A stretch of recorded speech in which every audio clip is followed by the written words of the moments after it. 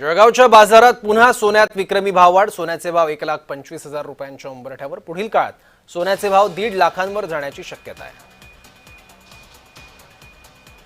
सुवर्ण बाजारातून आमचे प्रतिनिधी जुगल पाटील यांनी आढावा घेतलाय, पाहूया। सुवर्ण नगरीत या ठिकाणी ग्राहकांनी सोनं खरेदीसाठी मोठी गर्दी केलेली आहे।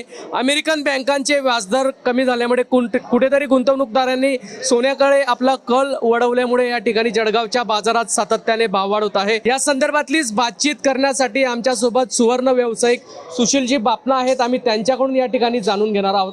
दादा, काय सांगणार, जळगावच्या बाजारात दिवसेंदिवस सोन्यामध्ये मोठी भाववाढ होत आहे, या भाववाढीची नेमकं कारण काय आहेत? भाववाढीचे 3-4 कारण आहे। अमेरिकन फेडरल बँक यांनी घोषणा केली की व्याजाची रेट कमी करेल, एक कारण। दुसरा, टॅरिफ साहेबांनी जे ट्रम्प साहेबांनी जो टॅरिफ लावला आहे त्याच्यामुळे।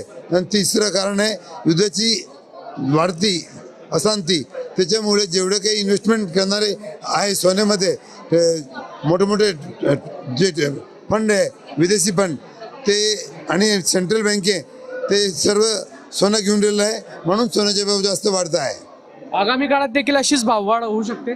शक्यता तशीच आहे, कारण सेंट्रल बँक आहे ना, आपला स्टॉक वाढून राहिली आहे, त्याच्यामुळे सोन्याचे भाव जास्त वाढत आहे।